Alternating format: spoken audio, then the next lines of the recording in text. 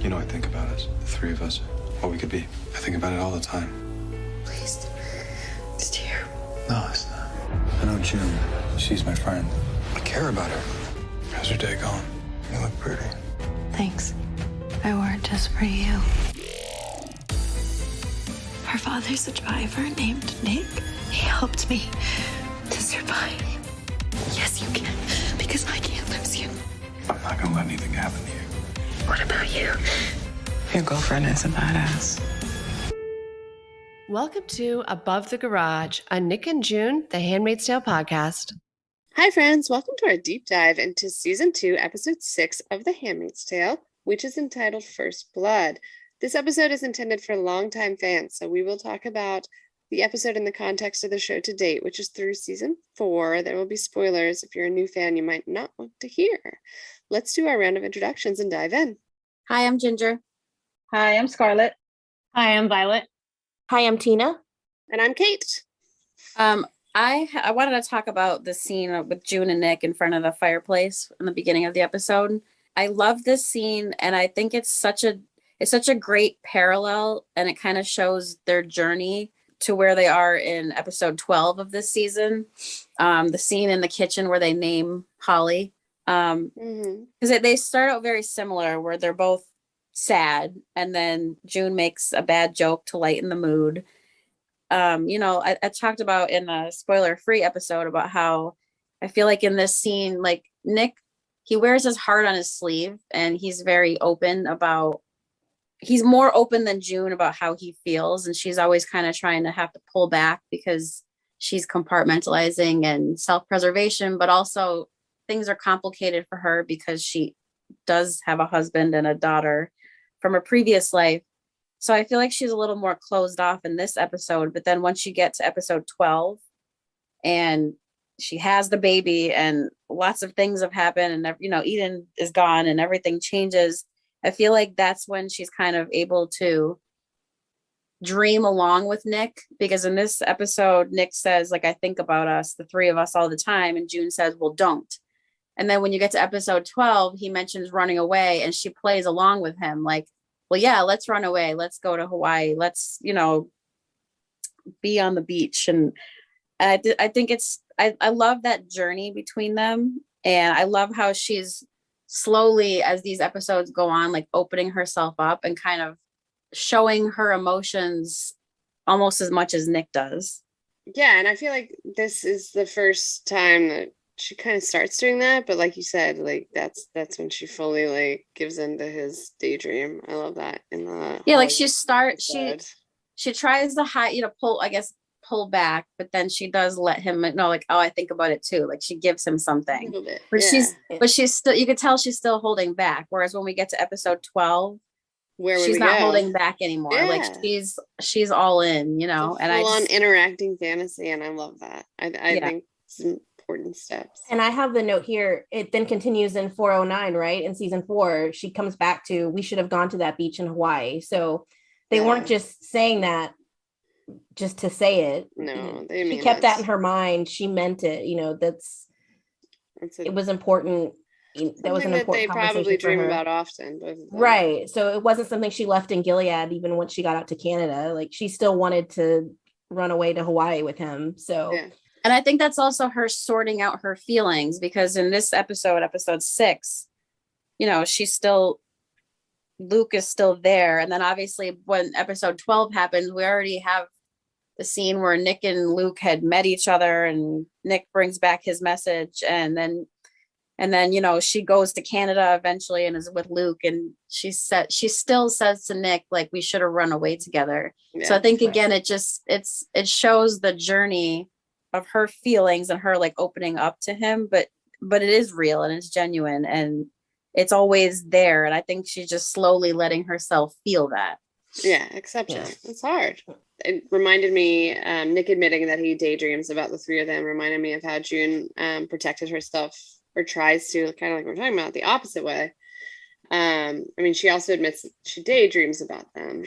But in 1-4, when she's locked in her room for 2 weeks, she says she can't allow herself to dwell in her memories and imagination, or she'll never come back out.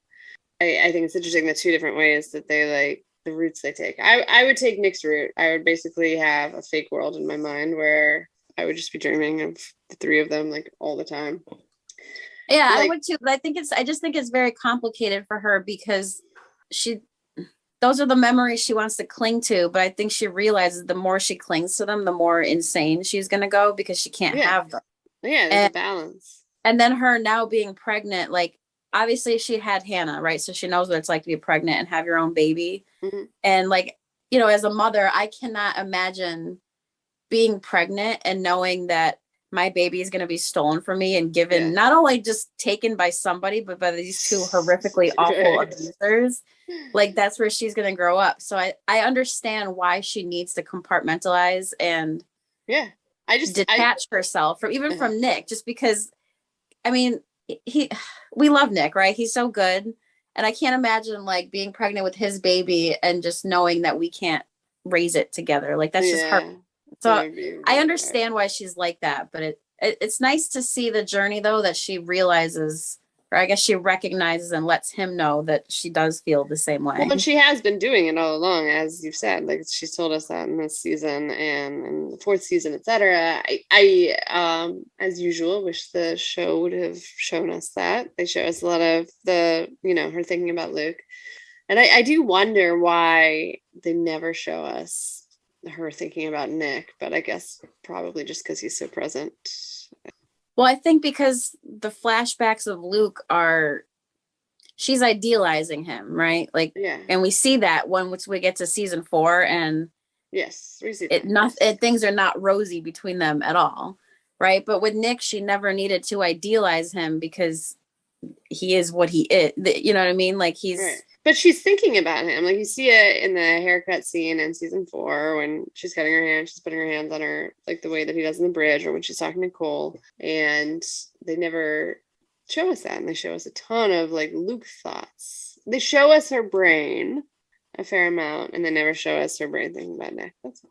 Yeah, I agree, because I like that they showed like the haircut scene and all that, but it's so easy to miss that too, especially if you're not looking for it. If you're not us, I don't think you would notice that. Yeah. Honestly, I didn't notice the first time I watched. Like someone pointed it out. I'm like, oh yeah, now it's obvious to me, but it's so subtle. And I agree that I wish there was some not so subtle things showing that she thinks about him. Yeah. I'm glad it's not flashbacks though, personally, because I feel like that separates him from everybody else. Like he's like present in her life versus everybody else she has to think about that way because they're not part of her like present and hopefully future. Right. Yeah. Exactly. Like I'm not necessarily faulting it. I'm trying to like crack the code of how they've decided to write it all such that she. But I do think that they're also trying to show in Canada, like, again, I think her self-preservation comes back when compartmentalizing, because again, if she lets herself think, because she doesn't think she's going to see Nick again. So if she lets herself think about him and miss him, I think she realizes, like, you know, the whole thing of you try to hold back your tears because, you know, once you start crying, you're never going to stop. I feel like that's how she felt. So that's probably why they don't show it more. But I guess for our sake, I wish we saw it. Well, it might help the greater audience as well. Like a lot of the subtle things we pick up on, you know, even people that listen to our show are always DMing us. Like, I never saw that. I never, you know, it's subtle. Yeah. Subtle, which is brilliant, but subtle.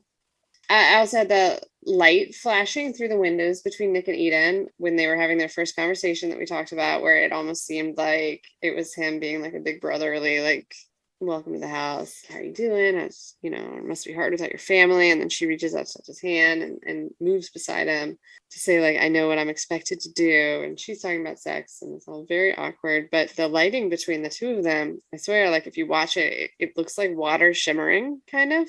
It's not the normal, like you said, soft golden light that they try to highlight like Nick and June with. It's just very like shimmery, watery light, which to me was just foreshadowing for her like heartbreaking demise. And I would be curious to find out if that was intentional or just something I'm dreaming up in my head. Was it supposed to be raining in that scene? Am I making that up? I thought it sounded like it was raining, but maybe I'm making that up. Maybe I'm thinking of another scene. I feel like it's raining. And later on is a thunderstorm. Okay, yeah. Maybe it's later on. Okay. It's probably raining for much of these episodes. I mean, it looks gloomy outside. So yeah. It could very well be raining. But I mean, I do feel like they're really good at putting these tiny little details in these shows. So I feel like nothing coincidence. It doesn't seem like it. And then I also had Fred says pregnancy suits you.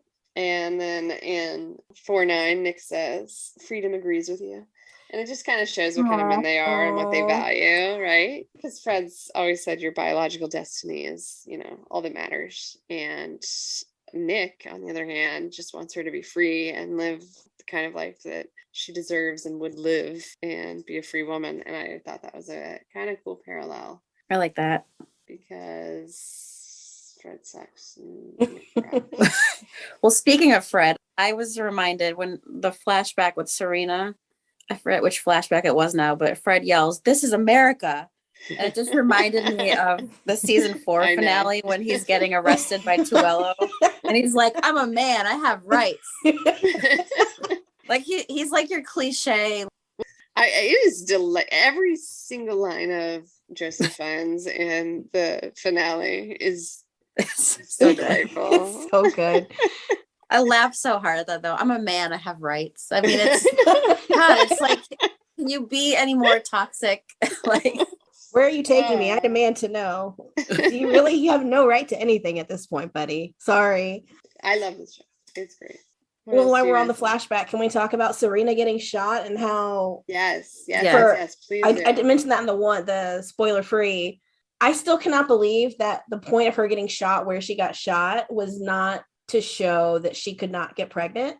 I remember there was a lot of confusion over that. Right? It looks like, and it's also during an episode that's focused on pregnancy. Yeah. So it is confusing because that was my impression as well, that the shooting is what prevented her from being able to get pregnant. But we've seen in interviews that she was shot in the hip and that did not have anything to do with her fertility, right? Right. Yeah. And now she is pregnant. So, so it really had nothing to do with that. But I was like, well, you mean that's not what the point of that was? Then why did you have her get shot in that area? That area? Yeah. I really thought that's why she couldn't get pregnant until she did get pregnant. And then I remember being very confused because I hadn't read the interviews.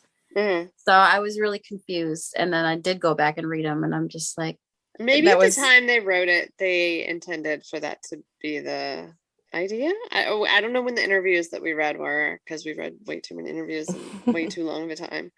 But yeah, it said that she was clearly shot in the hip, not the ovaries, and that was not the reason she couldn't get pregnant. It just makes me wonder if they had intended initially for that to actually be the reason that she was infertile. Right. Maybe. And I don't know if that's it would have made a lot of sense, because it's overlaid in an episode where they're, highlighting her jealousy. I mean, in a nicer way than usual, but of June's pregnancy, I mean, they do make it like, what does it feel like? They do make it clear since the first season that men are typically sterile, and Fred definitely, that's a problem. So it does seem like he's the issue, but so I think if she didn't get shot there, I think I would probably still think he's the issue. Yeah. But then when she got shot there, I'm like, oh, well, it's her too. It's confusing. While we're on the topic of Serena and Fred, I think the foreshadowing in the scene where they're in the greenhouse and she cuts her hand and then Fred is holding her hand and he talks about her being strong and he says that he prayed to God to make him worthy of Serena. It's such a foreshadowing to then where he ends up being the one responsible for her getting her finger off. And basically he's saying I prayed to God to make me worthy of you. And then later on, he's basically saying she's not worthy and letting her get her finger cut off. So I thought the foreshadowing / parallel is just ridiculous. And then he loses his finger in the end. I remember wondering, is there any part of her that cut that finger off as a repayment to Serena, June, in 410? Oh, that's a good point. I hadn't thought about that. I think she hates Serena, so I don't know how to tie that in exactly, but it could have some relevance. All right, I got to send her a body part. Which one should I do? I don't know if the penis will sorry. I think it does. You're saying the finger that gets cut off. Yeah, I totally think that was why she sent the finger. It had to be. Yeah. I also noticed in this episode that I think that they focused on Ofglen at the lunch or the brunch, both to make us incredibly uncomfortable and also to remind us of her and set her up for the bombing of the center later. I mean, we certainly remembered that she'd had her tongue cut out, but it was a useful reminder why she would want to blow this place up. And also, it just made me think, remember when they said that the Mayday had gone quiet after June came back?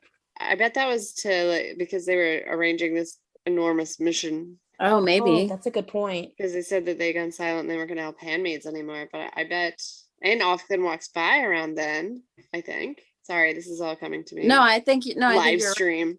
I mean, maybe it went quiet because first of all, they were reeling from it. Yeah, backfiring so bad. But then while they're quiet, maybe they thought of the idea of, well, what else can we do? And we can use this time to make grenades and bombs and and recruit someone to sacrifice themselves. I feel like that's why maybe Mayday was working on something big involving a handmaid. And again, it's crushing that Ofclan, the happiest handmaid of all time, that was like, this is an awesome gig. I was a drug addict before, I was a prostitute before, and I didn't get all these perks. This is good. Don't screw it up for me. And then she's the one that ends up blowing it all up. And then I believe in the next episode when they show when they're in Canada and Luke and Moira are there and they're showing like the people who died, they point out that they show her picture and they're like, she's the bomber. And it's like, you know, people are judging her because she's the reason why all these people died, because unfortunately a lot of handmaids did die. Yes. Which sucks. But I mean, Gilead does this to people though. It puts every single person in these awful situations, and nobody can say how you would truly act if you were in that person's shoes, because you're literally being tortured. And if you try to make easy decisions where your conscience is like free, you'll never get out of that situation. Like something has to change, and unfortunately that involves, in this case, innocent people's deaths. And like it's like every good deed goes no good deed goes unpunished. Right. So like this bombing did make a difference, but handmaids were sacrificed. Just like June does the Angel's Flight and rescues all these kids, but people died and people were sacrificed. Like, and even in this episode, like when Fred gives her the picture of Hannah, like she's so happy and it's like, oh, this is such a good thing he's doing. And then immediately it's like, oh, well, wait, now I'm getting punished because now he wants to have sex with me. And then, which again, we see happen in a few episodes from now where it was Serena's idea to have them rape her. And then she gets to see Hannah, which is supposed to be, you know, like, oh, I get to see my daughter. Similar to this episode. It's right. Similar. It's like, I get to see my daughter. Oh, now she's ripped away from me. So, yeah. Well, it's like what Lawrence says, you know, to Nick when he has him bomb Chicago, right? It's the cost of doing business, which is, I mean, it's a terrible thing to say, but I mean, it's correct, right? Like the cost of blowing up a bunch of commanders and making a stand against Gilead is unfortunately the death of a bunch of innocent handmaids. You know, well, you cannot make progress in that kind of situation without that, unfortunately. Exactly. And it's terrible, and nobody's 100% good, and you can't be, or you'll never survive. Right. And also, Ginger, you said that you had researched the subchorionic hematoma, and that even an orgasm is bad to trigger more bleeding. And yet when Serena and Fred rape June at 9 months pregnant to try to make her give birth is, I don't know if it's dangerous. Obviously taking out the rape part, it's dangerous anyway. That's what I'm saying. You cannot care about a baby and do that to your baby's vessel. Let's say she is just a vessel. You can't do that. You wait 2 more weeks. Yeah. Right. Well, the thing is, like, with the subchorionic hematoma, it's more of a risk in the first half of pregnancy, because I don't know how far along June is supposed to be at this point, but I'm assuming she's probably halfway through, maybe. So, like, it's more of a risk in the beginning because, like, usually in the second half of pregnancy, they don't, like, if you have this condition, you don't have the bleeding. Yeah. But I feel like as far as the rape. So rape is okay in the second half of pregnancy? Well, no. But see, the thing is, even though it's not as much of a risk in the second half of pregnancy, she still obviously is, even the doctor says that she's a high risk pregnancy. Extremely high risk, yeah. So you're raping a woman who is in a high risk pregnancy. So like you're trying to, like Serena desperately wants her to give birth, but yet pushing her to give birth before she's ready is very dangerous for I mean, even if you don't care about June, it's dangerous for the baby. Lauren says in 403 that when June tries to say like, oh, they wouldn't hurt, when they're at the table and he's trying to help her. Right. Save Hannah. Don't let Yeah, them, to save like he says Hannah's here, they're gonna, and June's like, well, they would never hurt a child. And he says, it's never been about the children, it's about power. And that's exactly what all of these episodes are illustrating. It's never been about the kids. Never. Not even for the women, not even for the wives, because Serena is the one that orchestrates the rape against June in episode 10. Serena tries to act like she cares about having her baby, and she's still like ultimately shows in her actions that it's not a priority to her at all. Her main But she doesn't, priority though, is hating June. Even in season 3, she fights to get Nicole back. I mean, she lets Nicole go to Canada because June tries really hard to convince her like it's better for her, and she does recognize that for a few episodes. Right. And then again, Serena's nice until she's not, and then she's done. And Serena can sacrifice Nicole because she's safe until she's done with that, and she selfishly wants her back.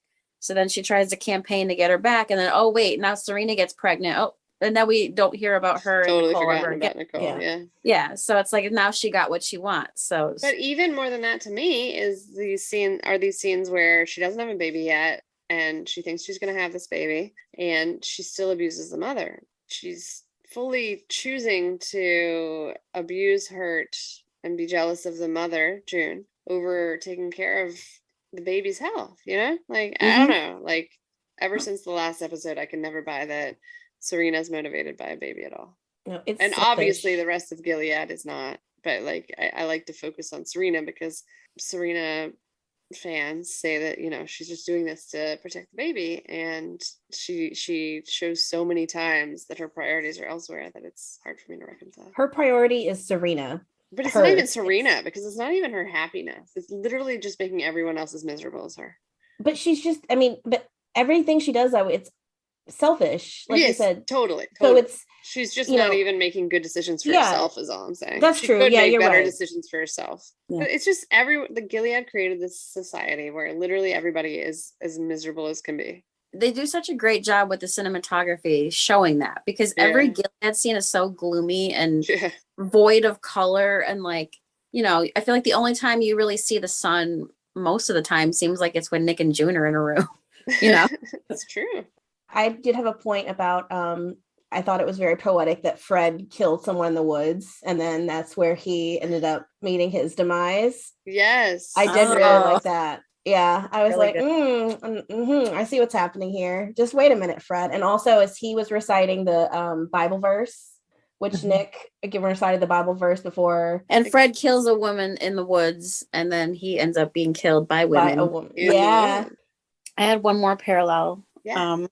Sad, but so when Nick is begging Price, he begs him to send him to the front, which I feel like he's obviously desperate, right? But I feel like, I wonder if he's thinking like, send me to the front. Like, it made it seem like he didn't expect Eden would go with him. Yeah. But he does talk about being sent to the front, and then we find out, I guess the first episode of season 3, right? Or in early season 3, he is being sent to the front. So like, here he is in this episode begging Price to do that. But then when Fred actually does end up sending him to the front, it's just awful, like he doesn't want to do that. And it's just a sad parallel, I guess, because he begs for it, doesn't get it, but then eventually he does get it as a punishment. Well, he's lucky he didn't get it now. As I said before, I will not get into this again, but I do not like that scene. Sam, I am. Agreed. I also, just when we were talking earlier, I made the note of like guardian angel. Fred says, that Serena was June's guardian angel in the scene, right? Because she's hovering around her and trying to take care of her. Then in season 4, does Lydia call herself June's guardian angel? Oh, she says it to Nick, doesn't she? Yeah. In episode 3. Yeah. Yes, that's right. Oh, think of me as her guardian angel? Yes, I think that's right. So. Before she gets dragged away to be tortured. Yes. Which is amazing because both Serena and Lydia are literally the last two people on the planet that could be considered June's guardian angels. And Nick has always been her guardian angel. Yes. He's like he's the literal guardian, and he is her angel. Well, yeah, all he does is watch out after her. Like I always think of episode 9 of this season, or just season 4 when she's in Canada. Like it doesn't matter how much it breaks his heart or rips him to shreds, like he still only wants her happiness. And it's almost like that's godlike love, you know. That's exactly what the Bible actually preaches. And here Nick is embodying that. And then everybody else in Gilead who quotes the Bible nonstop doesn't follow any of the actual teachings, you know. It's pretty extraordinary way that he loves her. I don't feel like you have to analyze the show as deeply as we do to see how clear that is. So it's just, this episode really illustrates just how much he loves her and how selfless, you know, it is. You know, what he has to do with Eden too. He does that for her. Yeah. Because she asked him, you know, because she said she wouldn't be able to bear it if he died, if something happened to him. And he's still not cruel to Eden. I mean, let's be real. He's a man in Gilead. If he wanted to be an asshole, he could be. Right. And he's still. It's actually like much more encouraged than being the kind of person he is. No, I mean, like he gets hurt because he goes to Serena and says that I care about you. Like anytime you show that you're a good person, you literally get punished and get out. So what you're saying is true. Like he should just be cold and cruel to Eden and he could probably get away with it. He could definitely get away with it because that's how all these men are, but yet he still doesn't do that. No. Which even I know a lot of people have issues, and I know it'll be discussed once we get to episode 8 with the letters and where she finds them. Even still, like he still isn't cruel to her like he could be, you know. I mean, yeah, he had, you know, in that scene in particular, like he's upset, but he never actually raises his voice to her. Like, yeah, he's kind of intimidating, I guess, but he's pissed off because he's scared. And I mean, what she did could literally get him killed if she knew what those letters were, you know. But get all of them killed. Yeah, exactly. Yeah. Everybody. And he still is not cruel to her because it's just not how he is, you know. Even though in Gilead men are given free reign to be like that, he won't let himself do it because he's not like that. Do you guys have anything else? I just had a quick rest in peace, Price. You're my favorite commander, but I still hate you, so take that for what it's worth. I did like him like more than the others. It's a bummer when he's gone. Is there anyone nice? Oh yeah, Lawrence. I think I liked him because Nick liked him. So yeah, I liked him by the only reason. Yeah, I agree. I was sad that he died though because I do kind of I wish. No, because Nick had just asked for a transfer. Not okay. He died. I mean, that was good timing, I guess. But I mean, if that part didn't exist, like I'm curious it would have been interesting to see how he would have acted, like if Nick did end up eventually like reporting Waterford, or what would have happened, like if, you know, at the end of this season when Holly escapes and June is on the lam and Nick ends up getting punished for helping June escape by Fred. And it would have been interesting to see how Price would have handled. Yeah, like it would have been interesting to see how he handled that, but. Yeah. Unfortunately, that didn't happen. So, just not to go off on a side, but was Price married? He didn't have a wife that we saw, right? Not that we saw. Oh, and we actually had a comment on Twitter from San, thank you, about a parallel between this brunch when they're talking about how they probably used to go to the same places pre-Gilead, and actually in episode 313 in the roundup of the women, you actually see June and Brianna pass each other and lock eyes for a second. So it's true, they all lived in the same world before this. Yeah, the same time actually. I remember that scene. It's pretty cool. She had much bigger hair. I liked her hair. Yeah. So on the day we recorded this episode, there was a massive power outage in Puerto Rico where Scarlett lives, and she lost her connection, but it's back now. And we're going to discuss a few really great points she had about this episode, some parallels to seasons 3 and 4, and some research on some of the topics covered. So, hey, Scarlett, welcome back. Hi. Okay, so I read a review actually a few weeks back about this episode, And it was interesting to me because towards the end, they're explaining why the episode is called First Blood. I think they were wondering about this in an earlier discussion. Mm-hmm. And it was interesting because obviously she points out that it's the first time that Eden has sex, so she loses her virginity, so first blood. It's also the first act of political violence that we see in the times before Gilead. And, I think that was a big turning point. We do know that Serena capitalized on that greatly. And I think it was like a very nice push in order for Gilead to actually come to play. That also turning point for the first kill for Fred. We see that in the episode as well, which ironically, I honestly think that he didn't get his hands dirty because you see that he's all fresh. He's not bloody. So I don't think he beat the man up, but he had actually the courage, quote unquote, to kill the woman. I think that's a parallel to, how he thinks about women. Yeah. And also it's the first act of violence that we see inside of Gilead. So I think that's the beginning of hopefully the rebellion that we hope to see in future seasons. Nice. Yeah, that's really interesting. That's like a lot of reasons for them to have called it that, and they kind of all come together and you don't think about it. But yeah, that's really cool. Good research. Yeah, I really liked when I read it. Yeah. So I know you wanted to talk to you about the role of the babies and to the wives in Gilead and what they kind of want with having a baby in Gilead, what they feel that represents for them. Yeah, I think that's for the wives, especially for Serena. Like, I just want to talk a little bit about Serena. Okay. Like, I think for Serena, it represents not only status, because in Gilead, the only goal that a woman has is to bear children.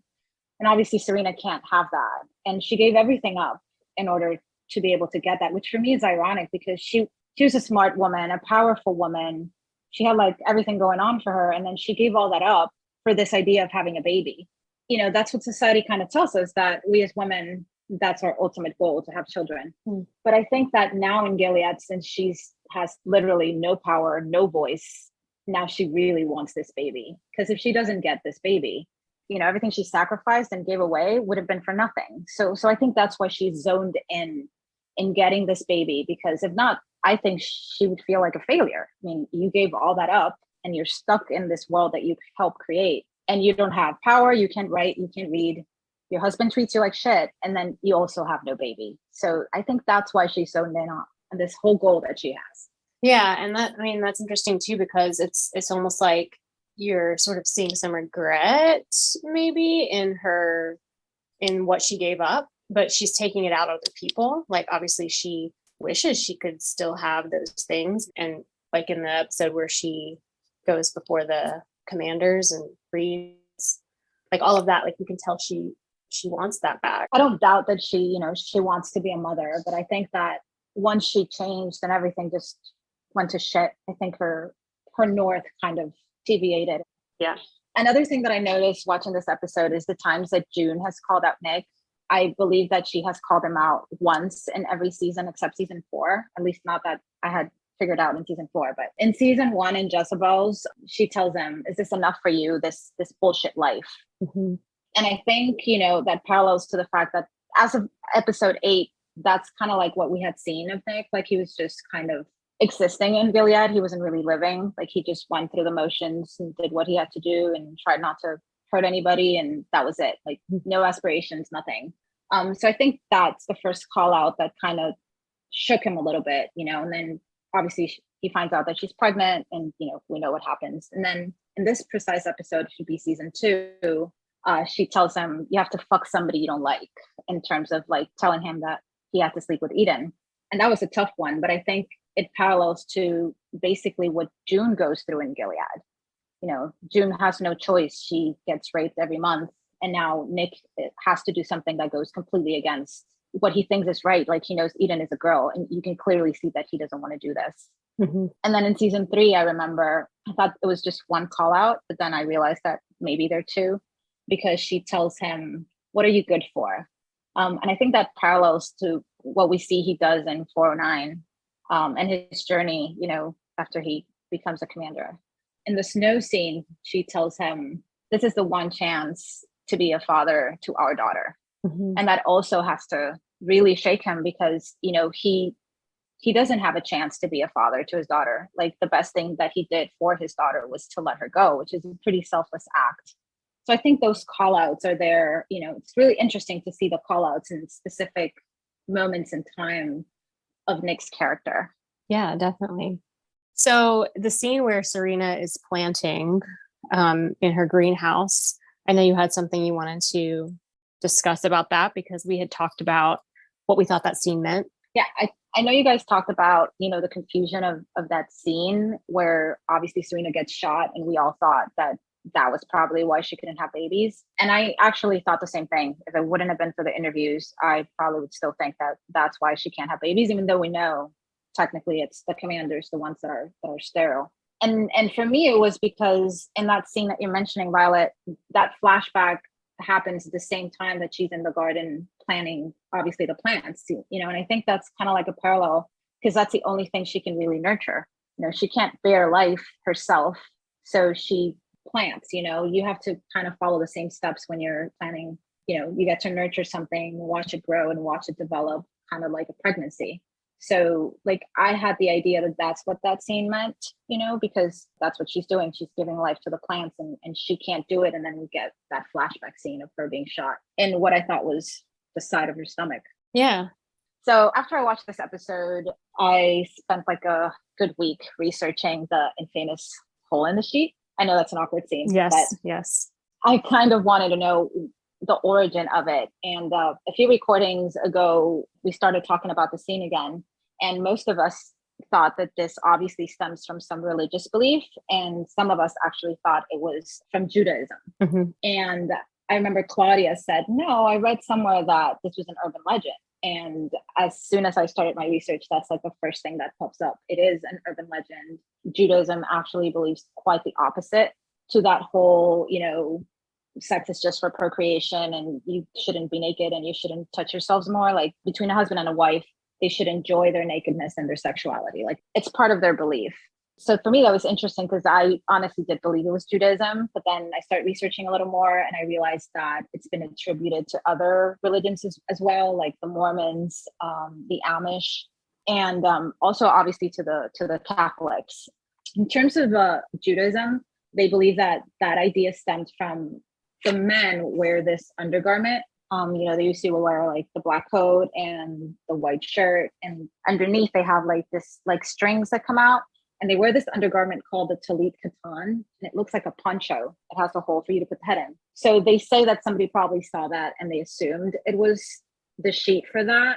Oh, wow. And also the Catholics used to wear in the Middle Ages, the really pious couples. It was called the chemise kugul, which I don't know if I'm pronouncing it correctly. It was like a nightshirt the men used to wear to avoid unnecessary contact with their wives. So I'm assuming that, you know, the idea of the hole in the sheet comes from that belief. And I'm guessing the show, that's what they wanted to show. That's what Gilead stands for. You know, sex is just for procreation, even though the commanders get their fun in Jezebels. But in terms of that, they definitely seem to, I mean, you know, Fred says to Serena that she brought lust into the house and everything. So clearly they have issues with lusting after even your wife or your husband. So there's some kind of a line there, whether it's that they can't have sex if they're not able to produce a child, or if it's just that they don't want to like tempt themselves with like anything lustful. I don't know exactly where they draw the line on that, but yeah, there's definitely something going on there that's preventing them from believing that you can be like fully naked and enjoy your bodies and stuff like that. Yeah, true. Yeah, but I think that's why they brought it into this scene, just to make a point that that's what Gilead believes. You know, sex is just for procreation, not for enjoyment. I mean, it made for a great cringe-worthy scene, by the way. Yes, absolutely. I know you guys discussed this and spoiler-free, you know, that scene of when Nick runs to Price and asks for a reassignment.